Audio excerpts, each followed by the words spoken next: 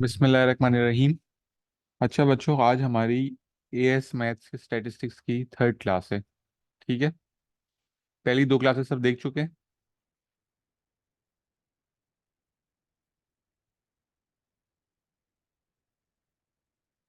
ठीक है। अच्छा, हम लोगों ने पहली दो क्लासों में क्या पढ़ा था कि सबसे पहले हमारे पास स्टैटिस्टिक्स में सिंपल बार चार्ट बनाने के लिए आता है, जिसमें सेम विथ और सेम गैप होते हैं। फिर हमारे पास एक लाइन ग्राफ होता है, एक आपके पास पाई चार्ट होता है। ठीक है। जिसमें आप एंगल निकाल रहे हो तो कि कौन सा प्रोडक्ट कितना एंगल ऑक्यूपाई कर रहा है। टोटल एंगल हमारा 360 होता था। फिर हमारे पास हिस्टोग्राम था एक तमीज वाला। तमीज वाले में क्या है बेटा, कि आपकी जो है वो क्लास विथ सेम होगी, तो वाई एक्सिस पे फ्रीक्वेंसी आएगी। अगर गैप होगा बीच में तो गैप को किस तरह हम लोग कवर कर रहे होंगे, ये सीखा था। और अगर क्लास विथ डिफरेंट होगी तो बदतमीज वाला होगा, जिसमें वाई एक्सिस पे फ्रीक्वेंसी डेंसिटी आएगी। फ्रीक्वेंसी डेंसिटी हमें खुद से निकालनी होती है, which is frequency upon class with. उसके हमने एग्जाम्पल करे थे, ये ग्राफ मुझे आप लोग ने बना के दिया था। फिर हमने पढ़ा था सेंट्रल टेंडेंसी एंड डिस्पर्जन, जिसमें मैंने आप लोगों को सिखाया था रेंज, मीन, मीडियन और मोड निकालना सिखाया था। फिर अगले पार्ट में मैंने आप लोगों को अपर क्वार्टाइल, लोअर क्वार्टाइल और इंटर क्वार्टाइल सिखाया था। फिर ये फुल फ्लेज सवाल मैंने आप लोगों को कराया था, और फिर ये सवाल मुझे आप लोग ने खुद से करके दिया था। ठीक है। यहां तक सबको क्लियर है? कोई सवाल तो नहीं है?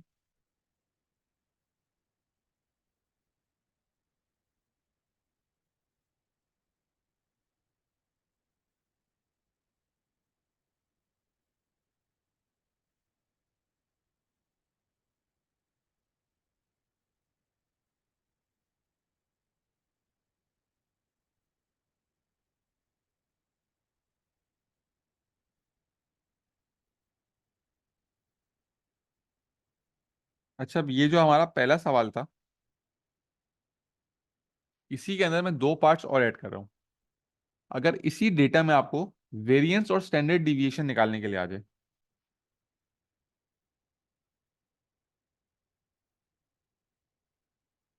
ठीक है।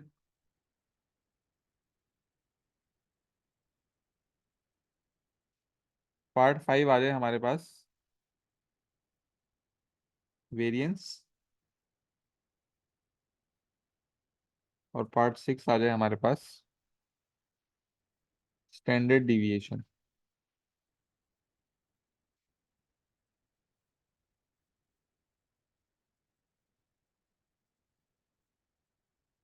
तो वेरिएंस और स्टैंडर्ड डिविएशन हम लोग किस तरह निकाल रहे होंगे? अच्छा बच्चों, आप लोगों को पता है मीन का फॉर्मूला होता है E X upon N, summation of X divided by total numbers N.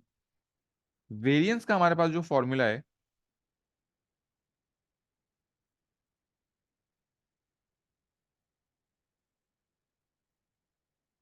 Variance का हमारे पास फॉर्मूला है summation of X square upon N minus mean का स्क्वायर। मीन क्या था? E X upon N minus mean का स्क्वायर। मतलब सारे, ये तो आपके पास एक्स के नंबर्स है ना, एक्स स्क्वायर के नंबर्स को प्लस करें, divide by total numbers minus mean का स्क्वायर। अब जरा एक्स स्क्वायर निकाल लेते हैं। हमारे पास सबसे पहला नंबर है 4, 4 का स्क्वायर होगा 16। फिर 6 का स्क्वायर 36, और 8 का स्क्वायर 64। फिर 3 का स्क्वायर 9, 9 का स्क्वायर 81, 4 का स्क्वायर 16।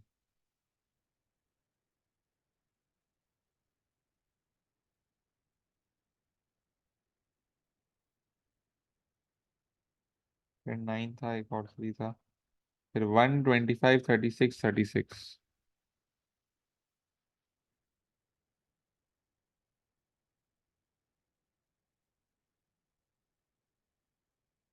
तो ये क्या हुआ, मैंने सब नंबर्स को स्क्वायर कर दिया। अब समेशन ऑफ एक्स स्क्वायर का क्या मतलब है बच्चों? इन सबका सम।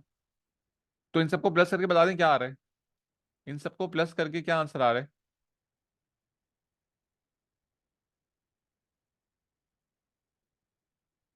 समेशन ऑफ एक्स स्क्वायर कितना आ रहा है?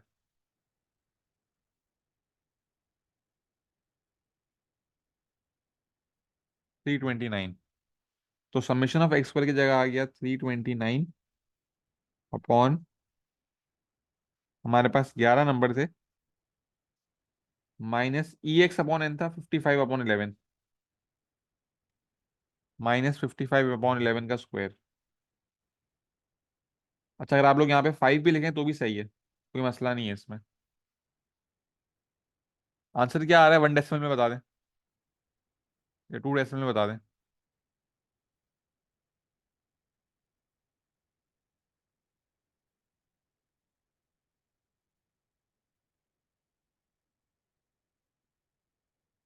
4.91। तो ये आ गया बच्चों आपका वेरिएंस। कोई मसला, कोई सवाल? वेरिएंस किस तरह आएगा? सब नंबर्स के स्क्वायर को प्लस करके divide by N minus mean का स्क्वायर। और स्टैंडर्ड डिवीएशन तो बेटा हम लोग स्टार्ट से पढ़ते आ रहे हैं, स्टैंडर्ड डिवीएशन क्या होता है? Square root of variance.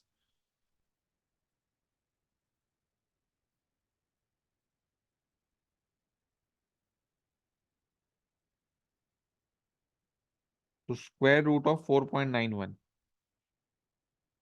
कितना आएगा बच्चों?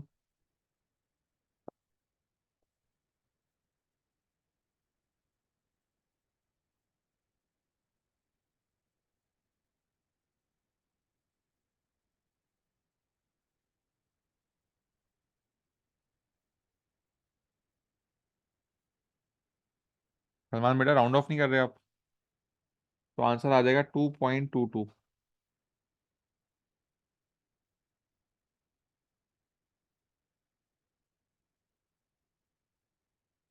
ठीक है, ये आपने निकाल लिया वेरिएंस, ये आपने निकाल लिया स्टैंडर्ड डिविएशन।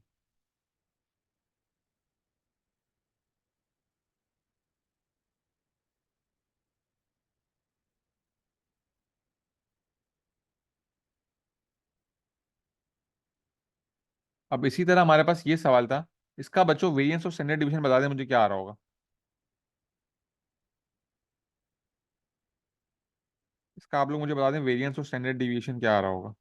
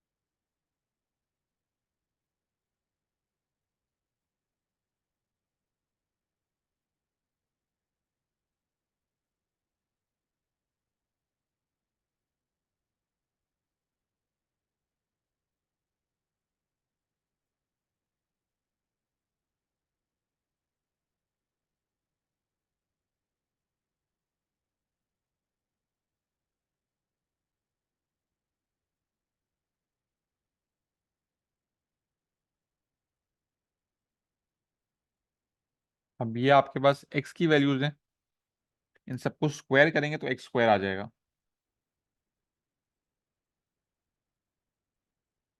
इन सबको स्क्वायर करके प्लस कर दें।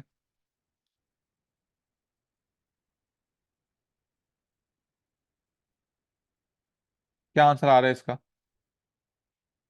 डिवाइड बाय हो रहा होगा, हमारे पास नंबर्स कितने टोटल 12 है, माइनस समेशन ऑफ एक्स था 149/12।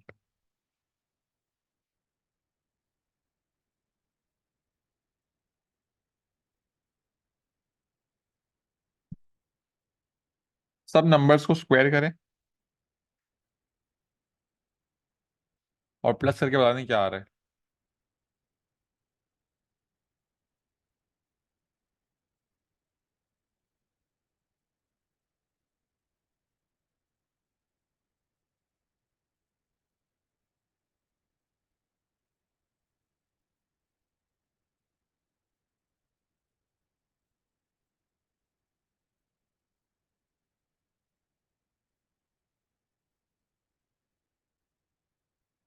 बेटा मुझे समेशन ऑफ एक्स स्क्वायर तो बताओ।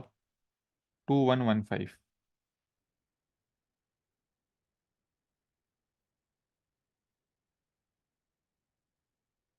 सलमान बेटा यही आ रहा था।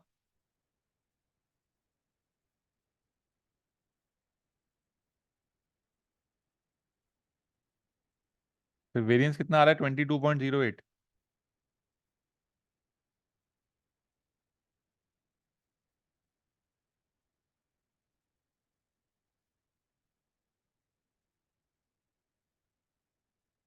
22.1 लिख देते हैं भाई। ठीक है। और फिर पार्ट 9 में अंडर रूट 22.1 कितना आ रहा है?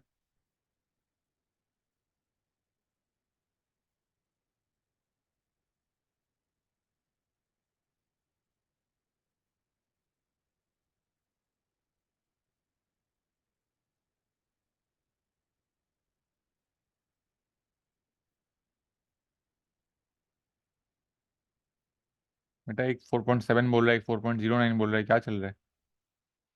70 है, सही है।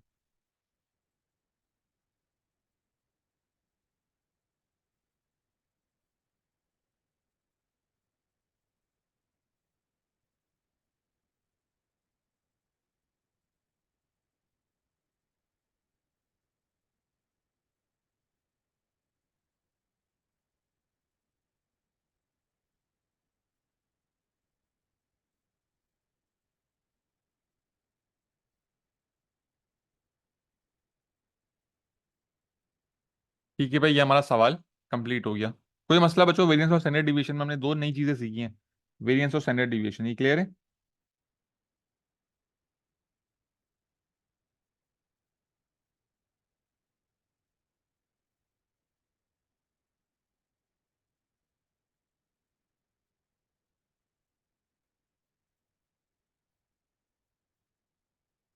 ठीक है। अब वेरिएंस और स्टैंडर्ड डिवीजन सीख लिया हमने, अब मुझे आप लोगों को सिखाना है बॉक्स एंड विस्कर प्लॉट। और हमें क्या सीखना है बच्चों? मैं यहीं पर लिख देता हूँ, part 10, box and whisker plot.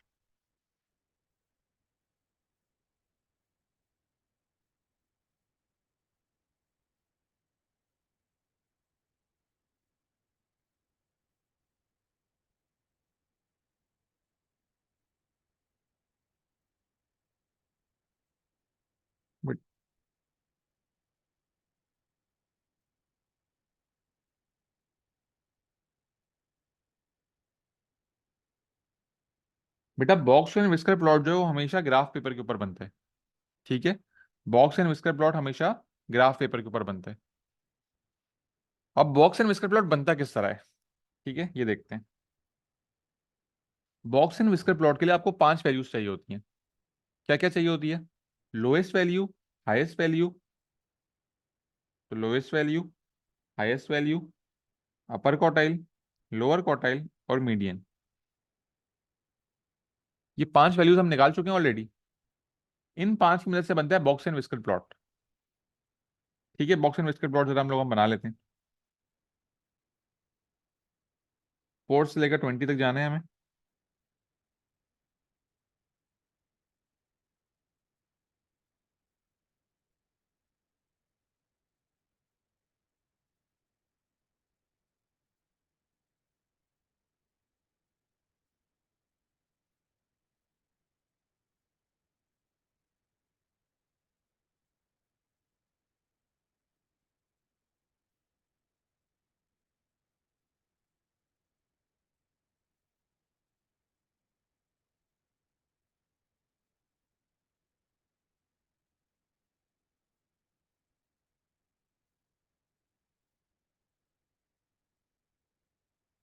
अच्छा भाई, 4 से 20 तक हमारा पॉइंट्स ले लिए मैंने।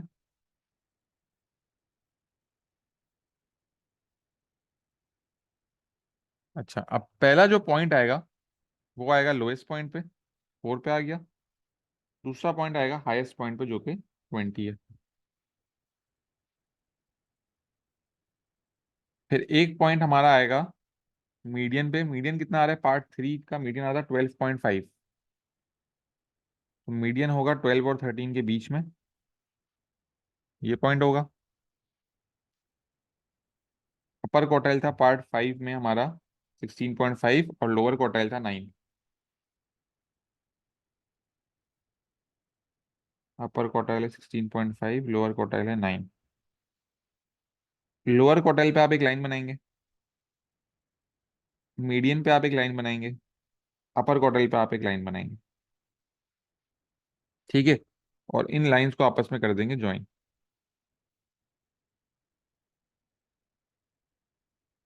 और ये जो पॉइंट्स है इस तरह ज्वाइन हो जाएंगे। तो बच्चों ये आपका बन गया बॉक्स एंड विस्कर प्लॉट। ये क्या बन गया आपका बॉक्स एंड विस्कर प्लॉट। किस तरह बना, lowest value, highest value, median, lower quartile, अपर क्वार्टाइल। ठीक है, लोअर क्वार्टाइल का नाम होता है Q1, मीडियन होता है Q2 और अपर क्वार्टाइल होता है Q3।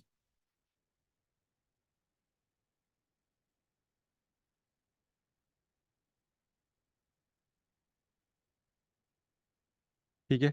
अच्छा बच्चों, अभी हम लोग जब नॉर्मल डिस्ट्रीब्यूशन पढ़ेंगे ना इसके बाद, तो आप लोग कुछ टर्म्स पर रहोगे कि आपका जो कर्व है वो पॉजिटिवली स्क्यूड है, नेगेटिवली स्क्यूड है, इवनली स्क्यूड है। तो इसका मतलब यहां पर क्या है ये मैं आपको अभी बता सकता हूँ।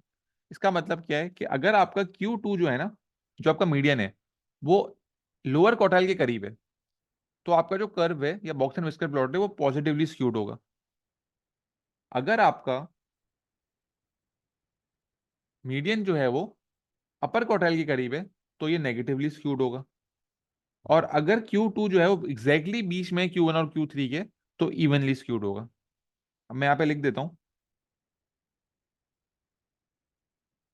If Q2 is nearer to Q1,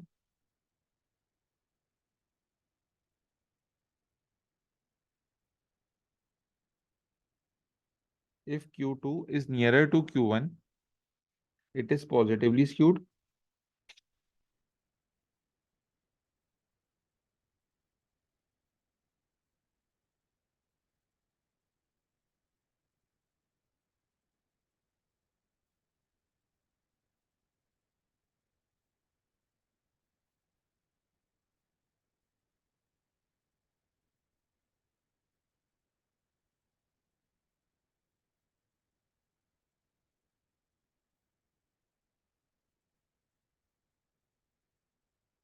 If Q3 is nearer to Q1, it is negatively skewed.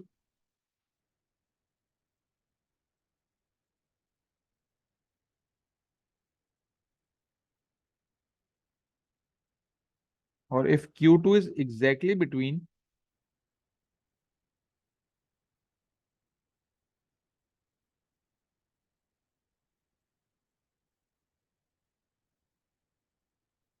if Q2 is exactly between Q1 and Q3, it is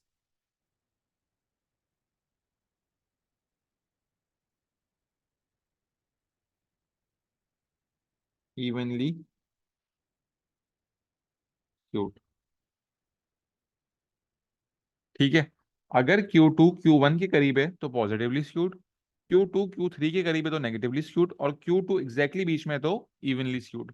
अब अगर हम लोग इस वाले graph box and whisker plot की बात करें, 9 से 12.5 यहाँ पे हमारे पास जो गैप आ रहा है वो 3.5 का आ रहा है, और 12.5 से 16.5 यहाँ हमारे पास गैप आ रहा है 4 का। तो बेटा Q2 जो है वो Q1 के करीब है। तो इसका मतलब क्या है, जो बॉक्स एंड विस्कर प्लॉट है ये क्या है हमारे पास, पॉजिटिवली स्क्यूड है। ये हमारे पास क्या है बच्चों, positively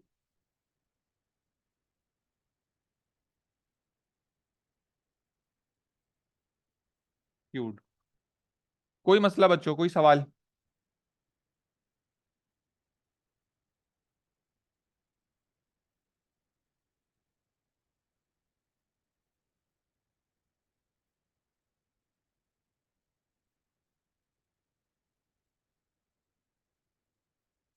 second point,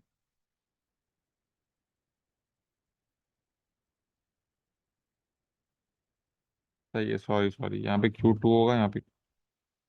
if Q2 is nearer to Q3,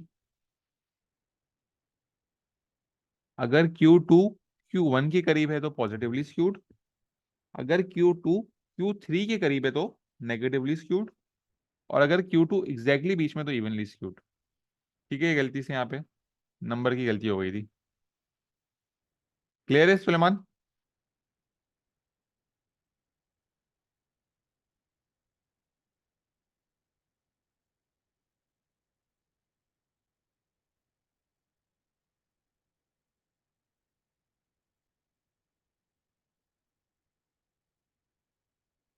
अच्छा बच्चों, स्टैटिस्टिक्स के सवाल में जो ना, जो रिसेंट पेपर्स हैं उसमें थोड़ी थ्योरी भी आ रही है। ठीक है, तो मैं आपको कुछ थ्योरेटिकल पॉइंट्स भी बता रहा हूँ जो आपको स्टैटिस्टिक्स के पेपर में काम आ रहे होंगे।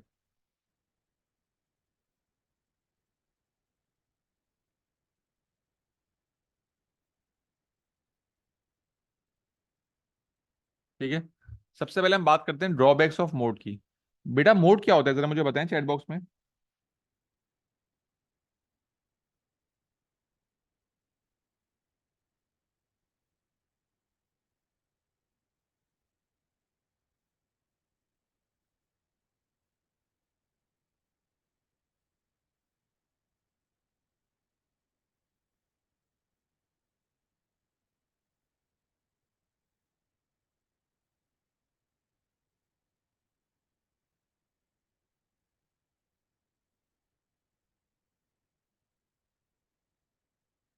मोड होता है हमारे पास मोस्ट रिपीटेड नंबर।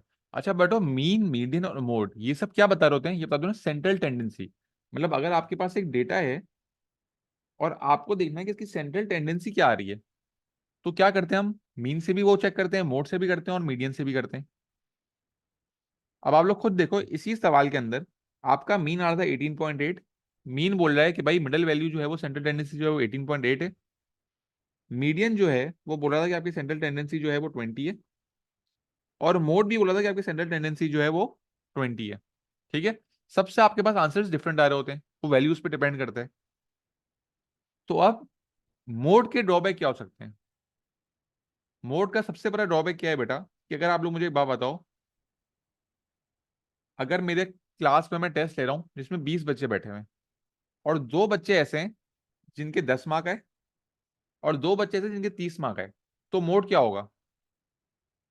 बाकी सबके एक एक मार्क, एक एक बच्चों के डिफरेंट मार्क्स हैं, दो बच्चों के 10 हैं और दो बच्चों के 30 हैं, तो मोड क्या होगा?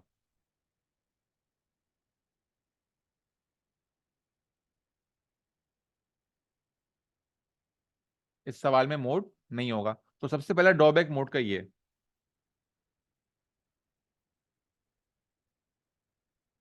If there is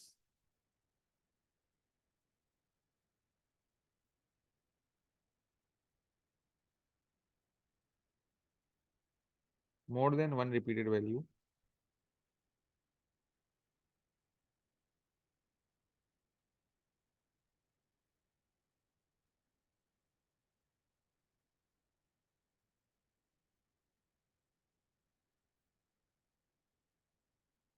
can not find mode. ठीक है, अच्छा मीन और मीडियन में मसला नहीं होता ये वाला मसला सिर्फ मोड में होता है कि अगर दो नंबर सेम क्वांटिटी में आ रहे हो तो, और वो हाईएस्ट क्वांटिटी हो, तो आप मोड नहीं बता सकते। ठीक है, इसके अलावा एक और मसला क्या आ रहा है, अच्छा बेटा मैं आपको एग्जांपल देता हूँ मार्क्स की। मैंने आप लोगों के क्लास के समझे पेपर चेक करे, एक के 10 मार्क आ रहे हैं, एक के 15 आ रहे हैं, 30 मार्क का टेस्ट था। एक के 12 हैं, 14 है, 8 हैं, 6 हैं। ठीक है, और तीन बच्चे अब क्लास में अच्छे हैं हमारे पास, उनके फुल आ गए। ठीक है, ये मेरे पास मार्क्स आ रहे हैं 6, 8, 10, 15, 12, 14, 30, 30 और 30। तो मोड क्या हो गया इस केस में? मोड हो गया 30। लेकिन क्या बच्चों ये नंबर सेंट्रल टेंडेंसी वो कर रहा है? क्या 30 आपकी सेंट्रल वैल्यू हो सकती है? 30 मार्क का टेस्ट और आपका सेंट्रल वैल्यू ही 30 आ रही है। तो इसका मतलब अगर कोई बंदा देख रहा होगा कि मोड क्या आ रहा है, मोड से जब सेंट्रल टेंडेंसी देखी जा रही है 30 लिखी हुई है, तो बंदा समझ जाओगे कि भाई सब बच्चों के फुल आ गए ना, तभी आपका सेंट्रल वैल्यू 30 आ रही है और टोटल मार्क्स भी 30 है। तो क्या होता है, जब कभी कभार आपके पास एक्सट्रीम वैल्यू ज्यादा आ जाती है ना, तो आपका डेटा मिसलीडिंग हो जाता है। बात समझ आ रही है? कि अगर आपके पास फुल मार्क्स वाले 3 अच्छे बच्चे हैं, बाकी सारे फारिग बच्चे बैठे हुए हैं, तो भाई जब आप इनका एवरेज निकालोगे तो मीन तो कहीं बीच में आ रहा होगा ना। लेकिन सेंट्रल टेंडेंसी के हिसाब से आपका मोड 30 आ रहा है, सेंट्रल वैल्यू आप 30 बोल रहे हो, हालांकि वो 30 नहीं है। तो दूसरा पॉइंट क्या हो गया ड्रॉबैक, कि mode can be misleading, mode can be misleading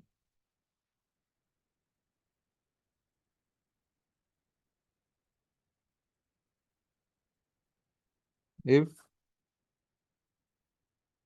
there are repeated extreme values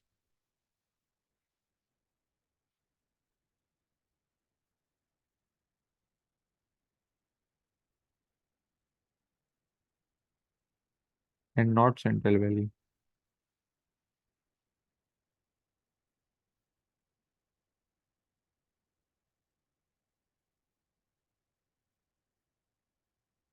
ठीक है। हम लोगों ने मोड को सेंट्रल टेंडेंसी क्यों बोला है? कि भाई हम लोग का क्या अंदाजा है, और ज्यादातर होता भी यही है, कि जो मार्क्स रिपीट हो रहे होते हैं ना वो बीच में होते हैं। मतलब कभी आप, अगर आप किसी क्लास के मार्क्स देखोगे या कोई और डेटा देख रहे होगे, तो मार्क्स इस तरह होंगे: 8, 6, 5, 4, थोड़े वीक बच्चे होंगे, फिर 15 वाले समझो 3 बच्चे आ गए, और फिर बाकी बच्चे आ रहे हैं 20, 21, 22। तो आपके जो डेटा रिपीट हो रहा होता है ना, वो मोस्टली जो है वो बीच में ही होता है, तो वो मोड हो जाता है। लेकिन कभी कभार भाई क्लास में एक्सेप्शनल केस भी हो सकते हैं, 3 बच्चों के फुल आ गए भाई, तो मोड गलत हो गया हमारा। तो ये हमने लिख दिया कि अगर आपकी वैल्यू एक्सट्रीम आ गई, रिपीटेड वैल्यूज एक्सट्रीम आ गई, तो मोड क्या होता है, मोड मिसलीडिंग हो जाता है। कोई मसला बच्चों?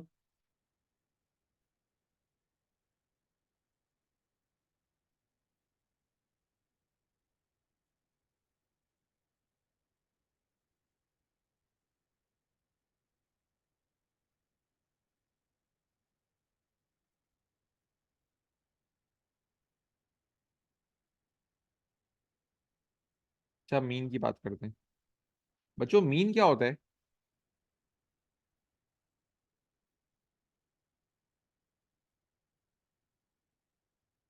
एग्जाम में क्या आ गया सलमान? ड्रॉबैक ऑफ मोड आ गया। तो बेटा ये लिखोगे ना आंसर में? ये आ रहे हैं रिसेंट पेपर में, तभी तो लिखवा रहा हूँ आप लोगों को। अब हमें मीन के ड्रॉबैक्स पता होने चाहिए। मीन क्या होता है बच्चों? मीन होता है एवरेज। बेटा ये एक आध मार्क के लिए आएंगे, 1 या 2 मार्क के लिए, तो उस हिसाब से आप पॉइंट्स लिख रहे होगे।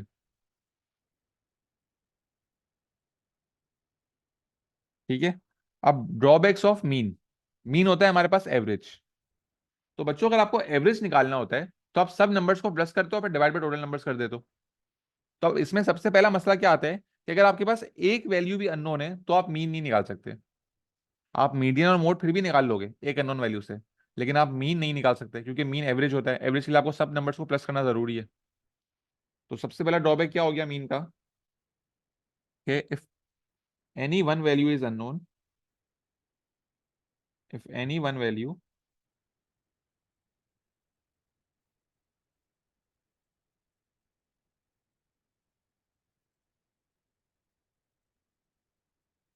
We can not calculate mean.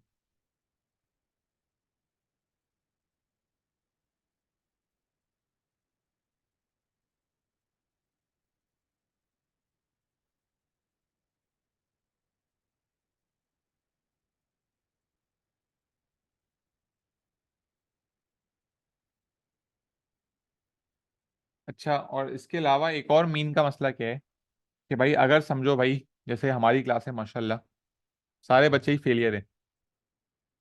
किसी का टेस्ट लिया मैंने, 30 में से 4 आ रहे हैं, 6 मार्क्स आ रहे हैं, 7, 5, 2, 0 मार्क्स आ रहे हैं, ये मार्क्स आ रहे हैं। और एक भाई क्लास में अच्छा बच्चा बैठा हुआ है सलमान, उसके फुल आ रहे हैं भाई। तो एक एक्सट्रीम वैल्यू की वजह से भी आपका डेटा डिस्टर्ब हो जाता है। अब ये एवरेज तो नहीं बन रही ना, एवरेज तो इस वैल्यू की वजह से खराब हो रही है। तो एक्सट्रीम वैल्यू के वजह से मीन का डेटा डिस्टर्ब हो जाता है। तो दूसरा पॉइंट हमारे पास क्या है, it can be disturb, it can be disturbed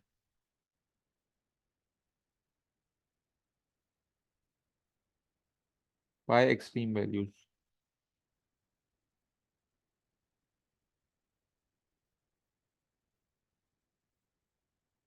अच्छा, एक्सट्रीम वैल्यूज को जो है ना पेपर में लिखा हुआ होता है आउटलायर। एक्सट्रीम वैल्यूज को एग्जामिनर पेपर में क्या बोलता है?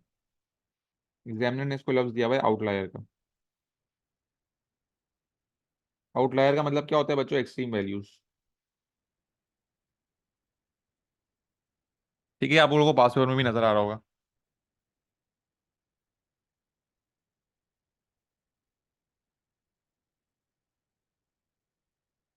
अच्छा, ये आपके पास मोड और मीन के ड्रॉबैक्स आ गए। फिर अगर मैं वेरिएंस की बात करूं,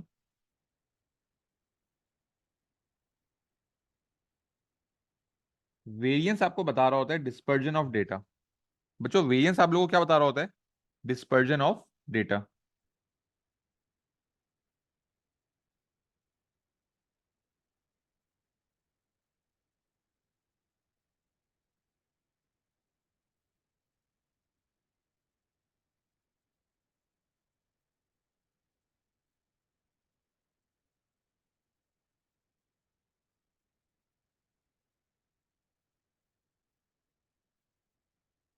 variance tells dispersion of data. More variance is not good. जितना ज्यादा वेरिएंस होगा उतना ज्यादा आपका जो है ना डेटा डिस्पर्स हुआ होगा। ठीक है, तो इसके अलावा आपके पास बुरे बच्चे भी बहुत ज्यादा होंगे और अच्छे बच्चे भी होंगे और बीच में कम होंगे।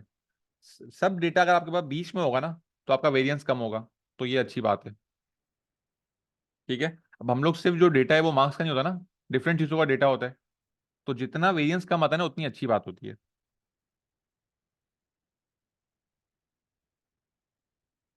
तो मोर variance is not good.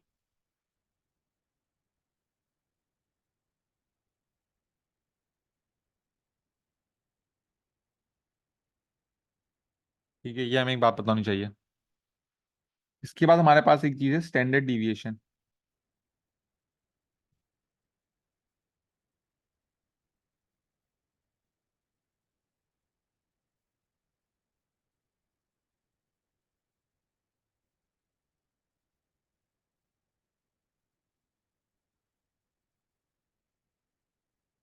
Standard deviation, standard division क्या होता है कि आपका जो डेटा है वो ऑन स्टैंडर्ड मीन से कितना दूर है। ये चीज हम डिटेल में मैं आपको ग्राफ के साथ जो है वो उसमें पढ़ा रहा हूँ नॉर्मल डिस्ट्रीब्यूशन में। अभी के लिए हमें सिर्फ क्या पता होना चाहिए? स्टैंडर्ड डिवीजन क्या होता है, डेटा मीन से कितना दूर है।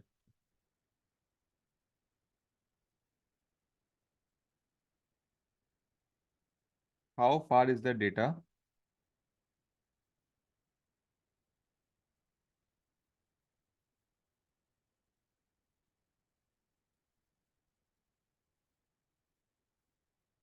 फ्रॉम मीन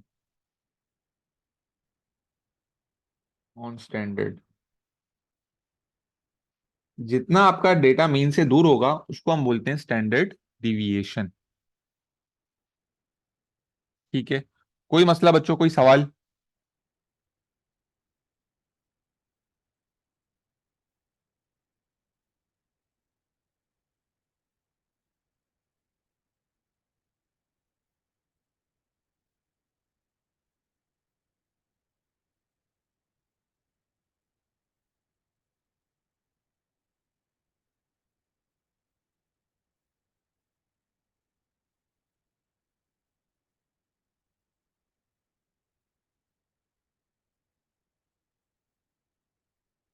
ठीक है, इसके बाद हमारे पास है box and whisker plot.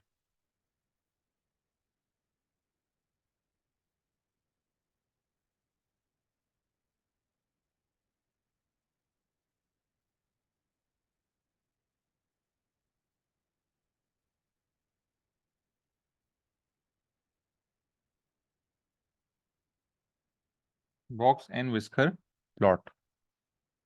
Box and whisker plot का ड्रॉबैक क्या है? ठीक है, अगर आप देखें, ये आपका बॉक्स एंड विस्कर प्लॉट बना हुआ है। अब बॉक्स एंड विस्कर प्लॉट का डिसएडवांटेज ये है कि अगर कोई बंदा बॉक्स एंड विस्कर प्लॉट देख रहा है ना तो उसके पास ओरिजिनल डेटा ही नहीं होगा।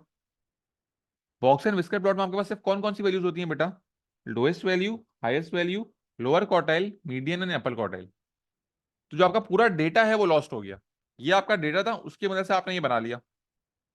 अब जो बंदा बॉक्स एंड विस्कर प्लॉट देख रहा है उसके पास ओरिजिनल डेटा नहीं है।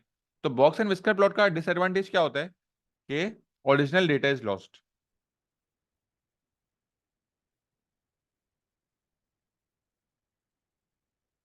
हमारे पास एक ड्रॉबैक है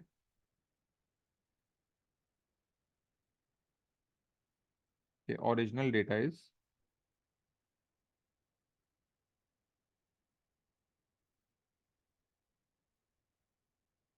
लॉस्ट।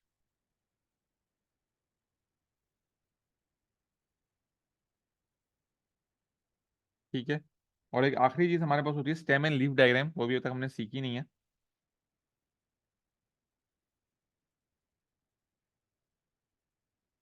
इसकी भी लेकिन मैं यहाँ पे पॉइंट्स लिख देता हूँ, नेक्स्ट क्लास में हम लोग कनेक्ट कर लेंगे।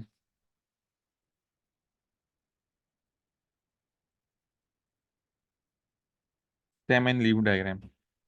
स्टेम एंड लीफ डायग्राम का एडवांटेज क्या है कि ओरिजिनल डेटा हमारे पास लॉस नहीं होता।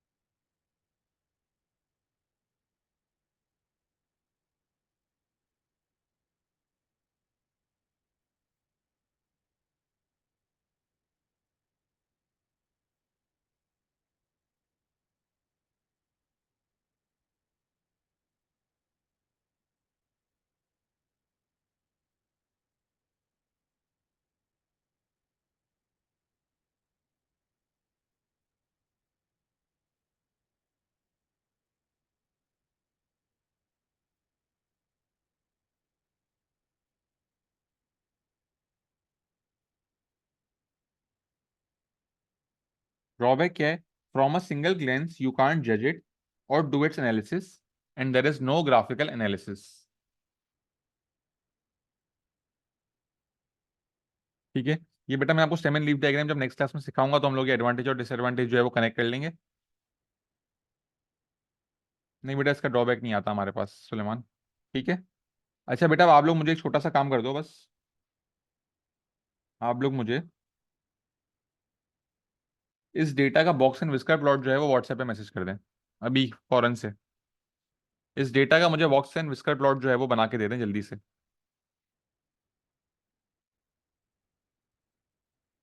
और साथ में लिखिएगा भी, ये पॉजिटिवली स्क्यूड है, नेगेटिवली स्क्यूड है या इवनली स्क्यूड है। जल्दी से बनाएं और मुझे व्हाट्सएप करें बेटा, ग्रुप पे नहीं डालना, इंडिविजुअली करने हैं।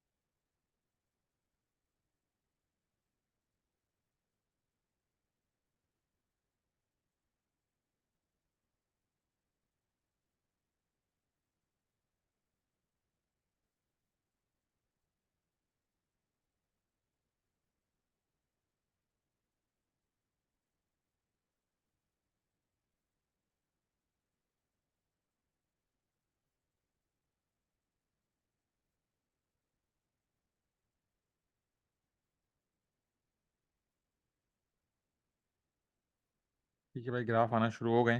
तो मैं अभी ड्रॉ कर दूंगा एंड में, तो आप चेक कर लेना, ठीक है। क्लास लीव नहीं करना।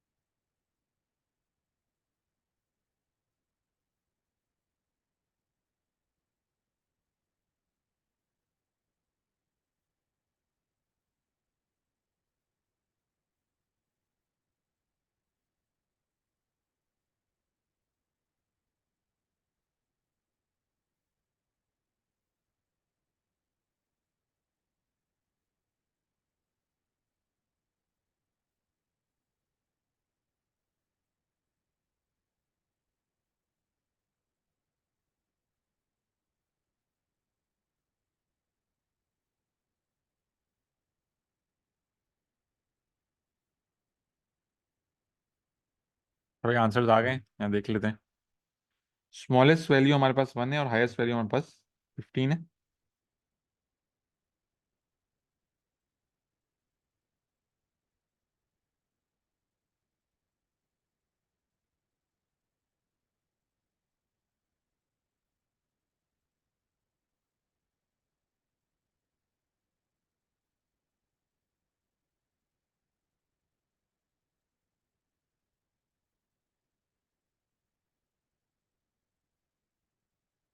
1 से 15 तक हमारे पास ये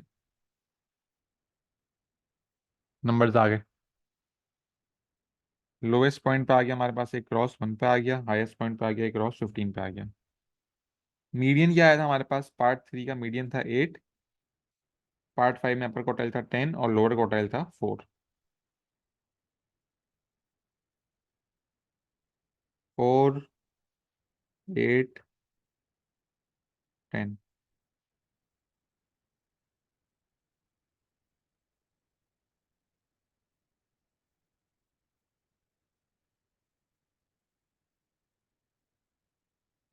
ये बेटा आपने बोला Q1, Q2 और Q3। तो आप देख सकते हैं Q2 जो है वो Q3 के ज्यादा करीब है। Q2 जो है वो Q3 के करीब है, तो इसका क्या मतलब होगा कि ये कौन सा ग्राफ है, ये नेगेटिवली स्क्यूड है। सन बेटा मैंने आपको बोला था कि आप मुझे प्राइवेटली भेजें, आपने ग्रुप पे भेज दिया, बाकी सबने प्राइवेटली भेजे। तो ये हो गया नेगेटिवली स्क्यूड।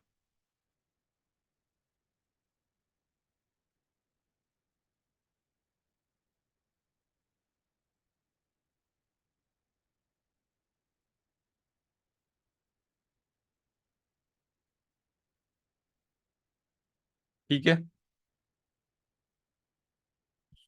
तो ये भाई सबका सही आ रहा है, तो शाम का देख लेते हैं। इब्तिसाम बेटा आपने शुरू 4 से करा है, लोएस्ट वैल्यू तो 1 है ना।